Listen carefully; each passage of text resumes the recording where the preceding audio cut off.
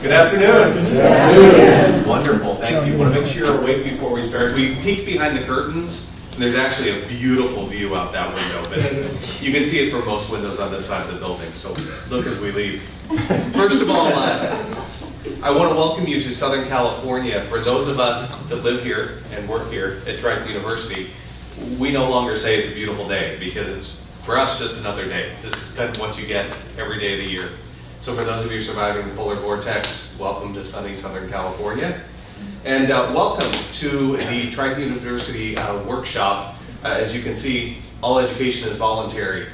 And we've got an interesting and I think very informative presentation for you this afternoon. There may be a couple questions you're asking yourself. One is, what does the Department of Defense have to do with social networking in communities? And the answer to that is absolutely nothing. That's down the hall. I think they're called Facebook, which I know has been a draw. And secondly, what does the Department of Defense have to do with me as a Chief Learning Officer? And that actually is where there's a very strong connection. As we looked at this presentation in this audience, there are a number of things that are similar, albeit perhaps in larger quantity, with the Department of Defense as opposed to a corporation or an organization. One, a large geographically dispersed team. As you can imagine, the Department of Defense is managing voluntary education programs worldwide. And Gary will give you some numbers on that. Busy adult learners have other things going on and optional programs. So how do you get them engaged in those? How do you get them to participate and actually take that next step in developing their career? Challenges faced both in the corporate world and in the Department of Defense. Budget constraints and program management issues. Certainly that resonates. When we're talking about 450,000 current active duty military and as many as 1.1 million civilians in the DoD, there are challenges that naturally come with that as well. And lastly, how do you measure outcomes and effectiveness? What's the goal and how do we get to that goal? So you see the correlation between the Department of Defense and the corporate world, or as is said in military circles, the civilian world? There is a draw there.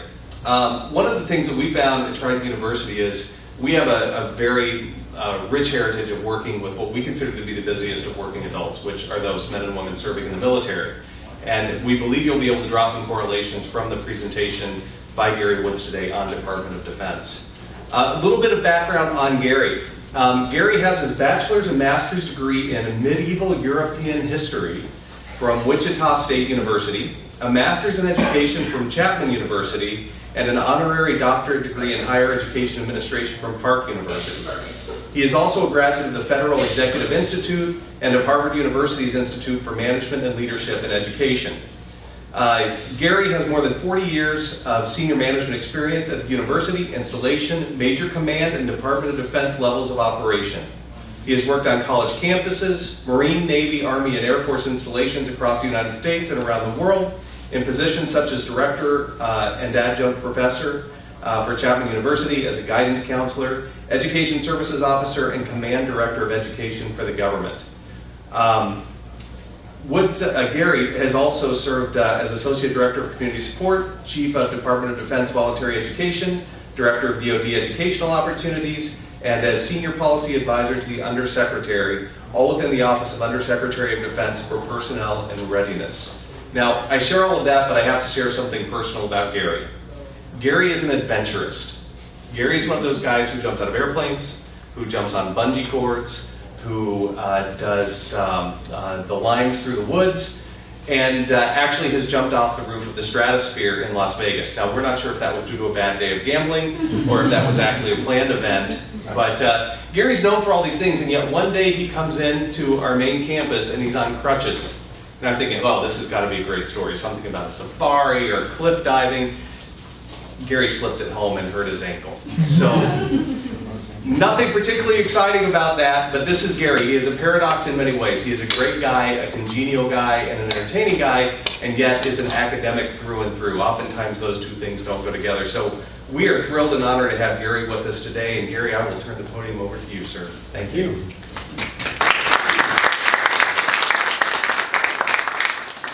Actually, it was a break. It wasn't a sprain, so it was a little bit more meaningful. Don't mess around with it. But I do have one piece of advice.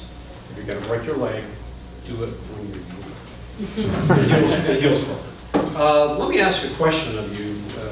before we kind of get going here. How many of you have ever been in the military? So quite a few of you. How many of you have relatives who have been in the military? Okay, now how many of them, think back, how many of them actually participated in this program, the Military Voluntary Education Program? Do you know? Don't know? Did any of them go to school when they were in the military? Do you not? You were too young? You were too young. That's good. Anyhow, the reason I ask is because what I'm going to talk about is that program. I'm going to talk about the Military Voluntary Education Program and some of the things that really is key to the success of many of the military people that you probably know and that your parents or your friends know to some great extent. A little bit more background about me. I've been doing this for a long time. Been doing it for about 42 years. As Brett indicated, I kind of started off at the bottom of the rung. I was actually a professor for a university here in Southern California, teaching a program that they had enlisted people go through so they could be qualified to go to the officer training program in the Air Force and become a commissioned officer. So we ran them through that program, and I taught world and medieval and European history and all kinds of stuff like that many folks don't find too relevant today, but it's something that helps you put the world in some sort of context.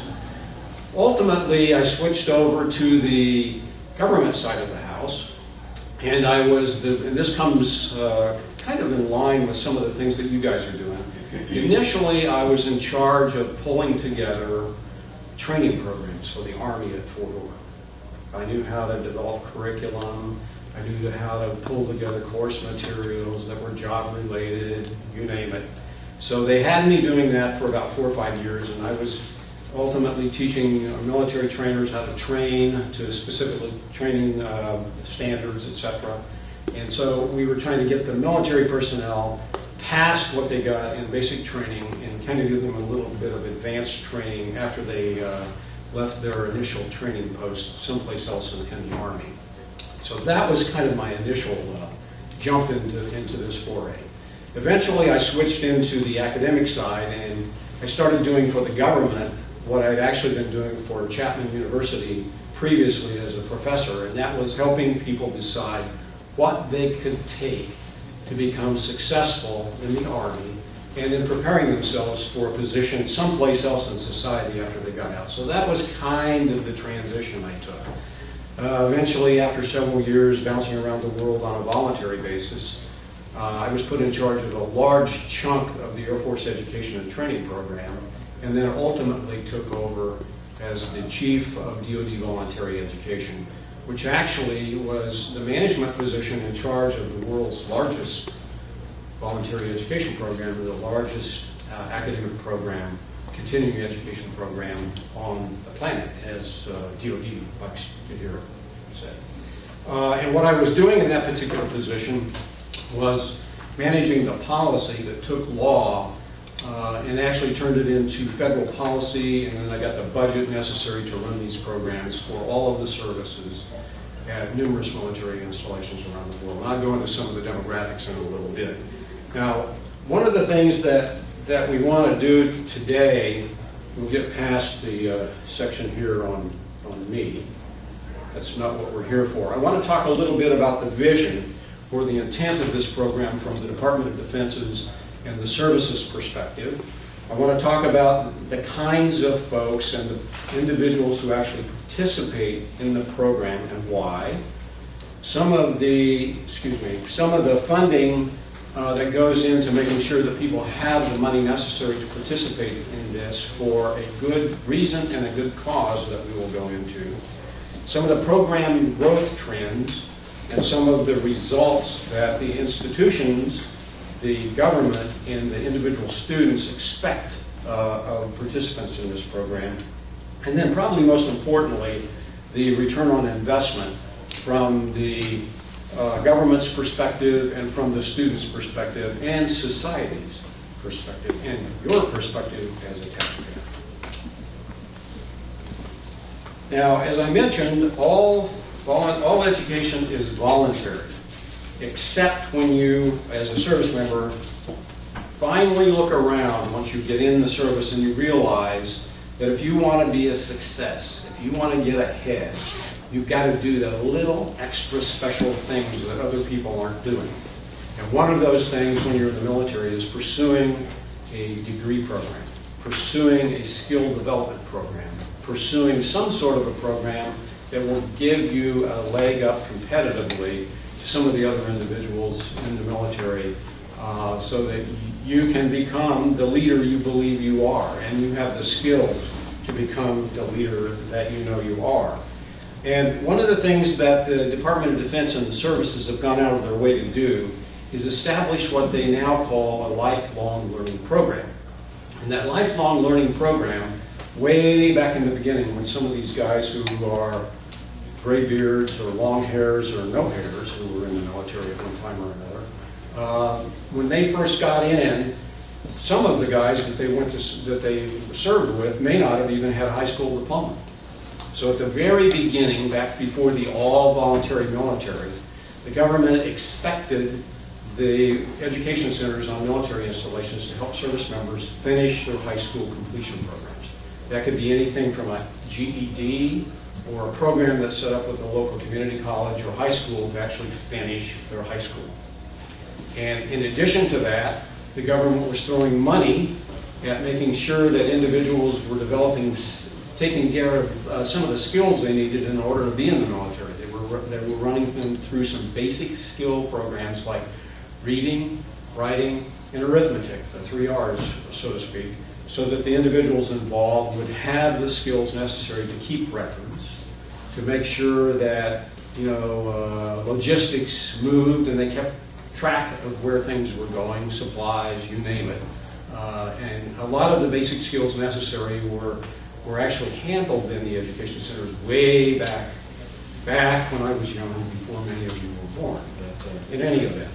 So ultimately, over time, though, the programs matured and they expanded into degree programs like the ones you see up here, post-secondary degree programs and certificate programs. We ultimately offered them not just in a classroom on a military installation, but we also offered them on ships, and we now offer them online. And we'll go into some of the statistics on that in just a little bit. And they're rather inspiring, but they'll give you a little bit of an idea of what the government has done in order to meet this education and training need. In addition, we've also offered a ton of equivalency examinations. CLEP examinations, Dante standard examinations, etc. We offer thousands and thousands and thousands of those a year that people take to kind of have, that way they don't have to take the course and they can speed up the completion of the degree program. And then the government in the last few years has been developing a lot of focus on professional licensing and certification that individuals need in some states when they're in the military to do specific kinds of jobs within those states. Emergency medical technicians is an example. In addition, we do licenses and certification for people who want to become union certified so that when they get out, they can do those jobs once they actually get out in the real world. So that's kind of the backdrop there from that particular perspective. Now, this stuff doesn't just happen.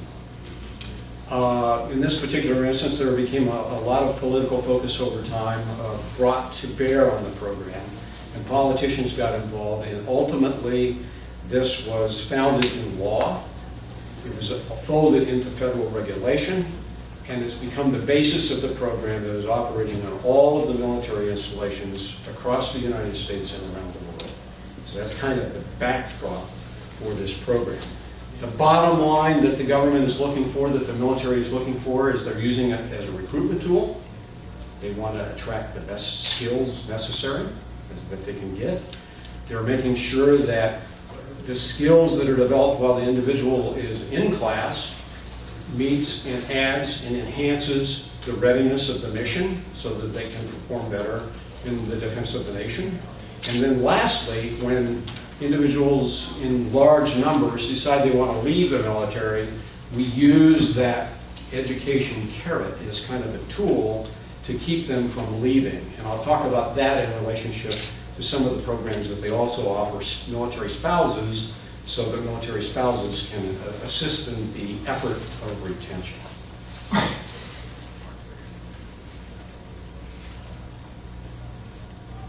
Participation in this is not a meager event. It is not something that you can throw some chump change at, because you've got a large level of participation, as you can see here. It's a serious commitment on the part of the government and a serious commitment on the part of the student.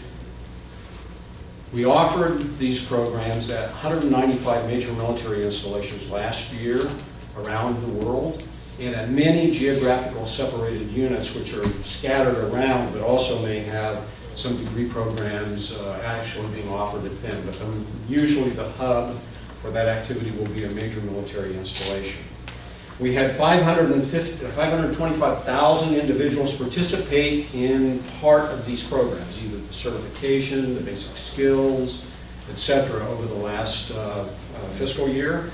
278,000, somewhere around there, actually participated in the program, and they took 827,000 courses last year. 827,000. When I said it was the largest continuing education program, this is the basis of that statement. 56,000 folks finished degree programs or certificate programs last year. They graduated with a sheepskin of some sort. In addition to that, they took about 145,000 bypass examinations, which gave them credit for 145,000 more courses. And if you add that to the 827,000 in one of those bullets above that, you're going to find we're talking about 960,000 courses a year being handled by this program and funded by this program. So what do these students look like that are participating in this program? Well, let me back up a minute. There's a lot of emphasis, there's a lot of interest on the part of senior leadership in making sure that people can participate in this program. So much so, part of the positive thing that commanders, as an example, like, is it keeps their troops focused, keeps them positively involved, it keeps them off the streets and out of trouble. I mean, a lot of you remember some of the old movies with military guys out in the community getting in all kinds of trouble. This keeps them from being out in the community and out of trouble. I'll give you an example. I'll give you some quotes here from the senior military leadership. The Air Force Chief of Staff, General Mark Welsh, this last week indicated that the Air Force is planning to require all lieutenant colonels, all 10,000 of them, to have a master's degree before they could ever be promoted to the rank of colonel. That decision has been made and will be implemented next year. The Coast Guard has expanded the use of its tuition assistance program so that it now covers master's degree programs. The Coast Guard is not part of the Department of Defense, it's part of Homeland Security, but it mimics to a great extent many of the policies that are actually involved with their counterparts over in the Department of Defense, and they're expanding the level of coverage within the Coast Guard. The Chief of Naval Operations put to rest a rumor last week or week before last that the Navy was thinking about cutting the level of coverage for military tuition assistance from 100% back to 75%. And Admiral Jonathan Greener, the Chief of Naval Operations, the guy in charge of the Navy, indicated that for the FY15 budget, that tuition assistance will remain at 100%, and that he hopes to keep it that way long term. He commented that he wants our kids to have the best education available to them that they can have. The Department of Defense, getting back to my comment a little bit earlier about spouse programs, the Department of Defense, probably around 8 years ago, when it looked like individuals were going to get out of the military, instituted a military spouse tuition assistance program. And that program paid for spouses to pursue careers, certification, associate degrees in specific areas that are hard to fill types of careers out there, so that as they move around with their military spouse, their military sponsor, they can get that certificate and just about have a 100% chance of getting a job no matter where they go, because it's a hard to fill career area. The government spends 20 to 30 million on that on an annual basis, and DoD has decided this year there will be no reduction in that program. Last Friday, Senator Kay Hagan from the Carolinas at a meeting of the Senate Armed Services Committee had a commitment from the Chief of Naval Operations and from the Commandant of the Marine Corps not to reduce TA in fiscal year 15. So you can see the senior leadership in the services is all over this because they know there's some good payback there for the services, and they want to make sure that that's maintained over time. So let's go back to this next one. What are these students like? First of all, they're fully employed. They got a real job. They're out there defending the nation. They're going to maybe 3 classes a year, something in that neighborhood. If you put that in perspective to when you and I went through college, we were probably taking 10 to 15 units every semester. That's, say, 10 courses a year. These guys and gals are taking 3. They've got a job, they've got a family, and the military wants to make sure that their focus is on the defense of the nation and not fully on participating in an academic program, while they do make it available to them for good cause. You've got a majority of these guys not finishing it while they're on active duty. They can't. There's no way. I mean, if they're taking 3 courses a year, and that's on average, how many years is it going to take to finish 120 units? They're probably retired by now. Some of them are taking more than that as they prove that they can handle the course load and get the grades to maintain their participation. They normally go to numerous institutions. In other words, they may start at the University of Maryland. They may not finish there, but they may start there, and they'll get a lot of their general education courses, a lot of their basic stuff done at a point of entry, but they may finish someplace else. They are taking online courses, and they're taking in-classroom courses. In a seat, like you and I, many of you and I did. We went for some of this. And you'll see that the reason they're taking so few courses, which I mentioned a little bit earlier, is because they're being transferred. They're being mobilized. They're going to Iraq and Afghanistan. They're going someplace where coursework is available because everything's on the internet now, but their time is committed to other things to a great extent, and they're not devoting it full time like they would if they were back home. Okay, where's the money coming from? There is a plethora of dollars out there for this because we know this is something that is really beneficial to the service member as well as the military and to society as a whole. The government makes military tuition assistance available to the tune of about $250 a unit up to about $4,500 a year, so that money is available. Let's say, for example, they're going to an institution that really costs more than that. The Veterans Administration has a piece of legislation in the hopper, not in the hopper, but in the can, that allows them to pay the difference between TA and the actual cost of course and fees if it goes over the $250. So they've got most of it paid for. If they meet some of the specific requirements for the Pell Grant, if they can meet some economic gates there and become eligible for the Pell Grant, they can actually get additional funds for babysitting, gas, and other life costs that are impacted by their pursuing their education. And if they want to, they can also take coursework using their active duty GI Bill. That's not advisable. Most education centers advise against it, but that money is there. And then lastly, they can dip into their own pocket and take it as well. And as I mentioned a little bit earlier, the government is throwing in bucks for spouses to pursue programs as well. And that is part of the retention issue that I already referred to some extent. So what does this all look like in the long haul? What does this kind of add up to when you really take a look at what's going on here? And I think it's kind of apparent that if you take a look at the right-hand column up there, there's a lot of money, time, effort, and dedication being thrown at this, both on the part of the military personnel and on the part of the services themselves. The military are currently taking about we're talking about a military of 1.4 million on active duty that Congress allows the services to pay payroll and benefits for.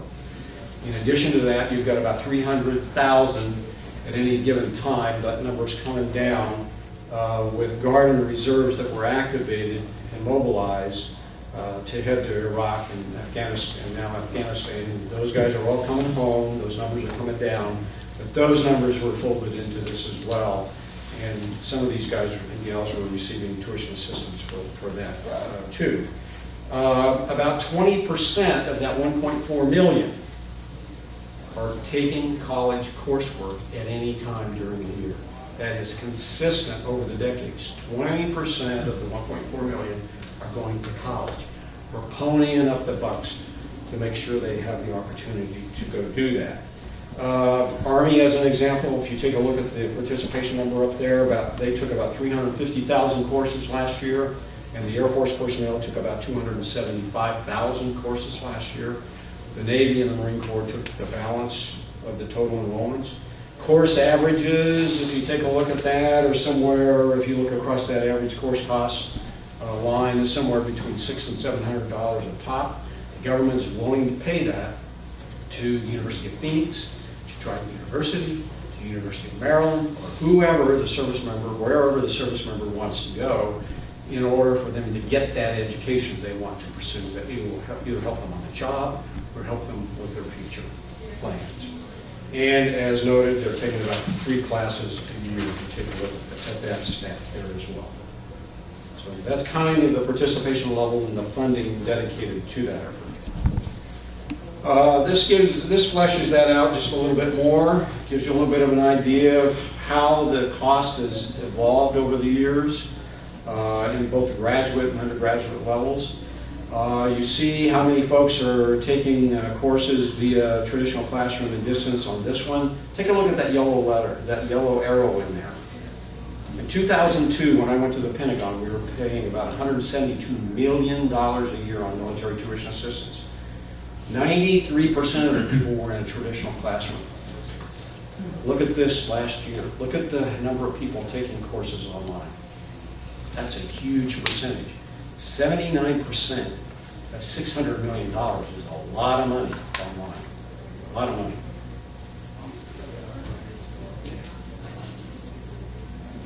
What did we get for it? Last year we got a lot of graduates. I mentioned that a little bit earlier. We got a lot of graduates. We had kids get 35,000 associates, 11,000 bachelor's degrees, 7,000 master's degrees, 2,000 got doctorates and professional licenses and certificates. That's dedication kind of at its best, both on the government's part and on the student's part. What's the return on investment? What is the government getting? What is the graduate getting? What is society getting? And what could potentially the corporate world be getting out of this, as an example? This kind of touches on a lot of it. We end up with, as an example, we end up with graduates that are giving them back a lot to their communities, both their military community and then the civilian community when they get out. We have better leaders and better role models that are generated from these programs. This is something that's been borne out by statistics and studies. We find that they're contributing to the service as well as when they get back home. We know that in many instances, a lot of us may have had the opportunity to have come from families where mom and dad went to college. Most of the people that get involved in this program are the very first in their families to have gotten into and finished the college program.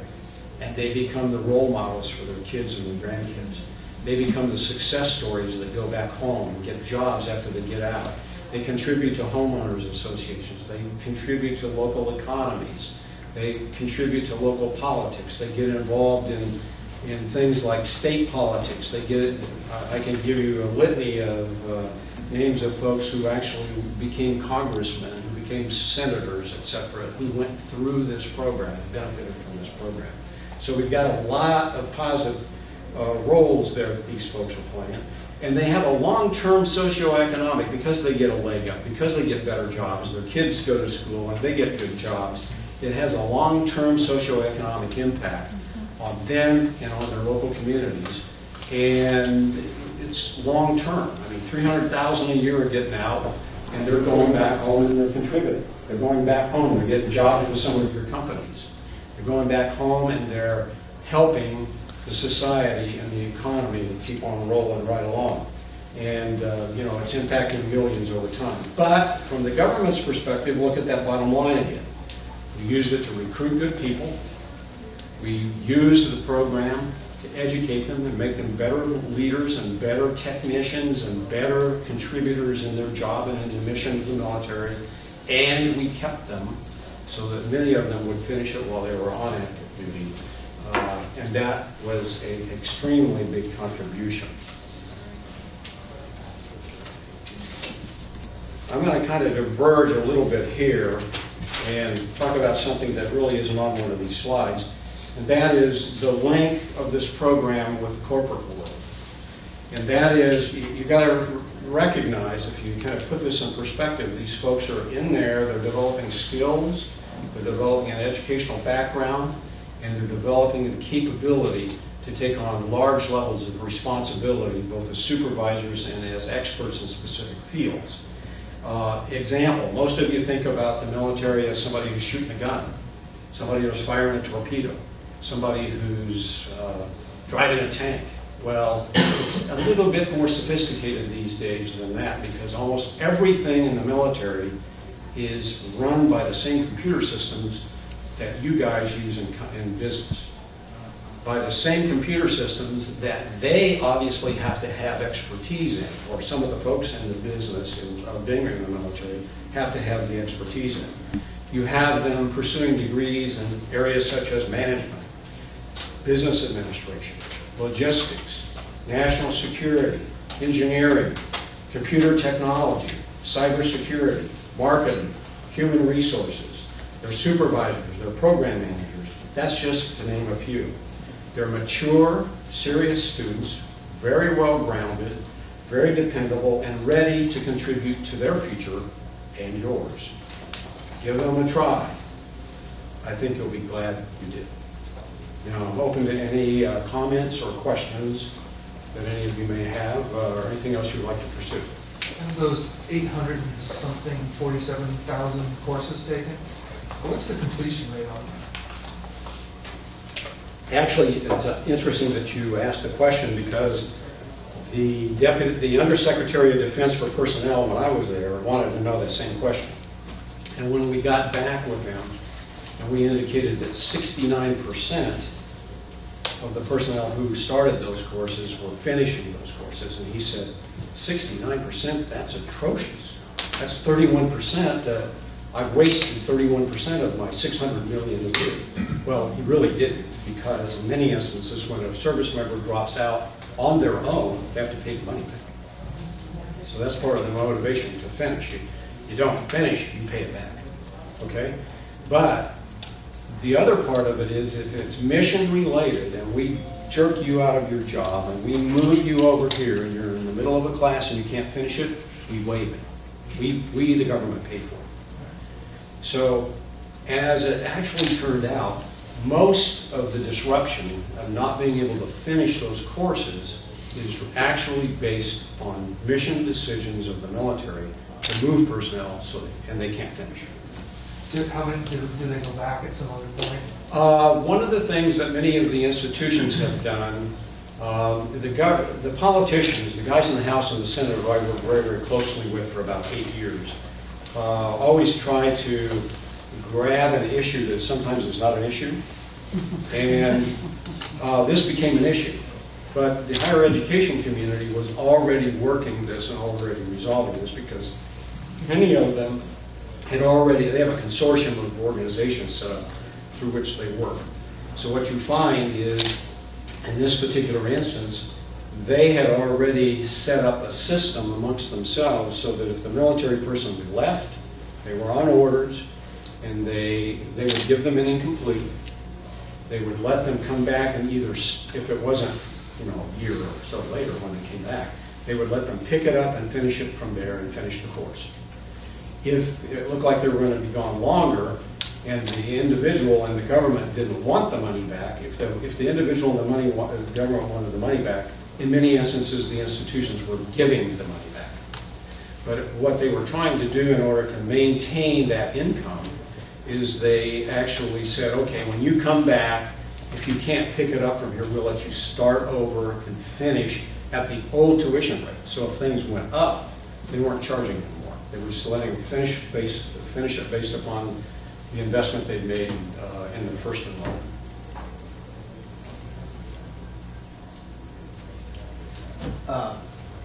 So in the 80s, when I was in the military, we had a lot of correspondence courses. Of course, there was no internet back then. Are those still available, and do those go towards these programs that people can earn credits for degrees? There are some correspondence programs out there, but very, very, very few. Well, they might be online now. I'm just wondering if the same underlying material is available. Well, it probably is a little bit more sophisticated than that. I think you'll find that there's an online curriculum development element within just about every university now that knows the dynamics of learning online. And so what they're doing is that 79% of those folks that are now taking courses online, those folks are taking very, very sophisticated courses. They're not like a correspondence course per se. There is interaction with other students. There's interaction with the professor. It's absolutely required. You can't finish the course if you're not an active participant in the new learning processes. So it's a very dynamic, well-honored program, and most institutions, even Harvard got into it about 2 weeks ago. They finally started an online program, and they're kind of one of the last guys to do that. They realized that the learning outcomes for distance education programs are just about as good as in a classroom, if not better, depending on the particular course involved. Is any of that curriculum owned by the government, or does it all come from private? No, it's all, if we contract with the University of Maryland to offer a program in Europe, or with Central Texas College to offer a program in Asia, or whatever, it's their curriculum, it's their stuff. We're hiring them and their professors to create the opportunity to complete a course, to complete a degree. That's the outcome, is the grade or the degree. But it's their stuff. It's their proprietary property. Yes, ma'am. Gary, has there ever been anyone at the DoD that tried to actually put a number on the ROI, like a dollar figure? No, one of the things that they're always trying to do back there, because I actually tried to establish metrics, and it's very, very, very difficult to establish metrics on things that are voluntary and that are very, quote unquote, ephemeral, like, are you going to drop the course? I mean, I can't set up a metric that's going to hold management responsible for something that you're going to decide privately. They don't have any idea of. So it was very, very difficult. I mean, we tried to do that, but it was unsuccessful. I mean, we try it, it would work, it looked like it would work, and then 2-3 years later it didn't make sense, and we gave up.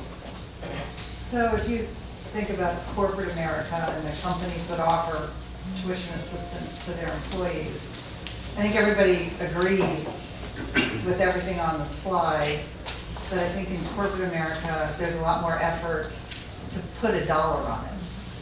Well, Yeah. one of the things that we had to do when I was a major command or a regional director for the Air Force was we were trying to track that kind of stuff.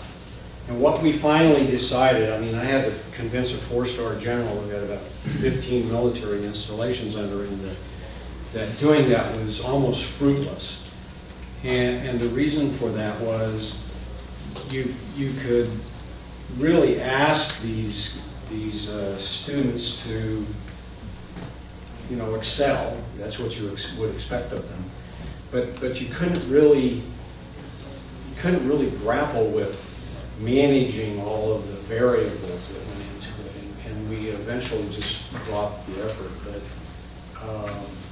it was not very, very fruitful. So I mean, we put a lot of money, energy, and effort into it, but it was never anything you could really put your thumb on and really make work from incident to incident. Okay. Thank you. Anything else? Well, one last one, sorry. For most of these degree tracks, you know, they're halfway through and they exit the military. Is generally this credit transferable to most other like 4 years? Yeah, they're all accredited institutions. And more than likely in today's environment, you're not going to lose them because most institutions have online programs. And whereas back in the 1970s and 1980s, you'd move around from base to base and you would lose contact with your own institution. And if they had some sort of an agreement with another institution, you could just move into that and finish there. If you had an articulation agreement. But the problem was you couldn't really, today that's not a problem because if I get started with Trident as an example at Beale Air Force Base, and then I transfer all over the world and I get out and I'm not done, I can still finish at Trident. And I can switch over from the tuition assistance program that I was using when I was on active duty to the GI Bill, and then finish. Little tidbit about the GI Bill, let me share with you. Everybody knows about the GI Bill, but do you know that only 14% of service members who get out and use the GI Bill use all of their GI Bill benefits? 14%. It's a huge, huge, 86% are not. It's a lot. Why is that? Don't know. That's a historical trend. I have no idea. They finish the degree, they don't pursue anything else. They don't need it anymore. They don't use it. 10 years, 12 years, whatever the cutoff date now is, passes, they can't use it. Can they gift any of it to like family members? They can now with the new GI Bill. Okay, so that's going to be a problem that goes away in a sense. This 14%. Well, maybe, because it is actually so cost prohibitive to shift it into the future that Congress is now considering putting limitations on it. Okay. It's too expensive. And we knew it would be when they did it. You mean in the sense that the cost of tuition is going to be going up? Well, yeah, but you know, previously, if you were the service member and you needed, say, 6 courses to finish a master's degree when you got out, and you took all, and you used your GI Bill to finish, that was the end of it. Now, and the money wasn't being spent. And now, you can give it to your wife, or you can give it to your kid, Wow. or you can give it to your grandkid, or I just can't give it to your grandkid, but immediate family member. I'm sorry. Now we're shifting the cost. Now we're adding to a cost we never had before. I mean, forgive my ignorance about how the GI Bill works, but did they get is it all paid for regardless of where they go, or is it just a fixed amount of money that It's they a have? fixed amount of money per month if you're enrolled full-time. And it's a lesser amount per month if you're not enrolled full-time. Okay. Any other questions? Comments?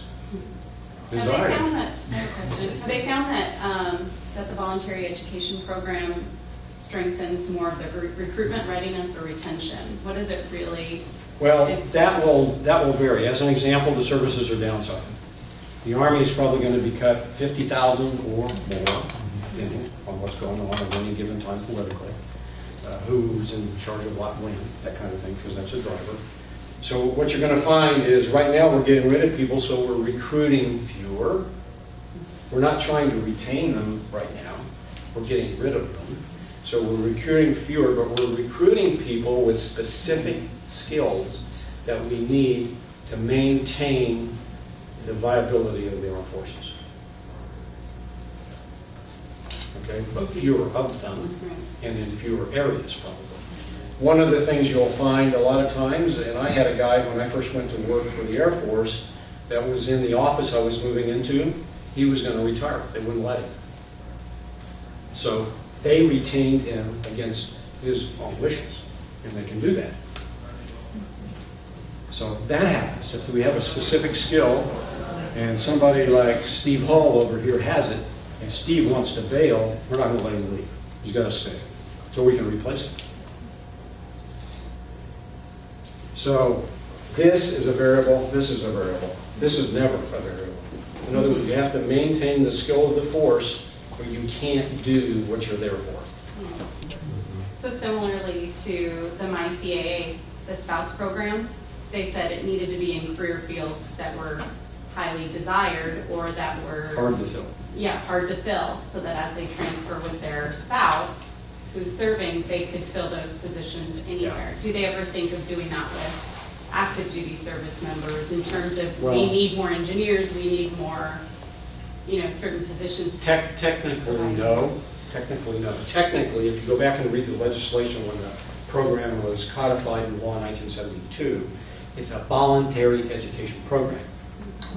Steve can decide he's going to go for a doctorate in tiddlywinks, and we let him do it because he made that decision voluntarily to go to school, get the degree, and what he wanted to get. However, over the last decade, the military has tied that to some extent to Navy college partners, as an example, or Army enlisted, senior enlisted programs or whatever, and they're tied to specific degree programs with specific partner institutions. And those are tied very specifically to very specific marketing, senior leadership, or whatever kind of skills that they're looking for within those programs. You apply for those programs, you get in, you pursue them, you do them with XYZ University, you finish it, and you go your merry way. The rest of the Corps can still technically go and voluntarily participate what they want. But since the services see that as their money, they want to make sure that you're getting something that's going to contribute to the mission. So guys, I believe we're at our time here, and I think we can get us back on schedule if all the other groups are getting back on schedule as well. It'll work out to be a perfect day. I hope you see some correlations. If in your learning and development area or whatever area you are responsible for, you're working within the confines of the same challenges from an educational standpoint, from a recruitment standpoint, from a readiness standpoint, a retention standpoint. Gary obviously has been through that for many years. He'll be around today. If you have questions, thoughts, or comments for him, please feel free to ping him. There are lots of tie-overs here, even to the concept of employees that are not eligible for tuition assistance through your organization, leveraging their veterans benefits if they have them, or potentially their parents. So there are lots of options there. Would love to have a conversation with you about it if you have an interest. Please feel free to ping Gary. Appreciate you coming by today, guys. Thank you.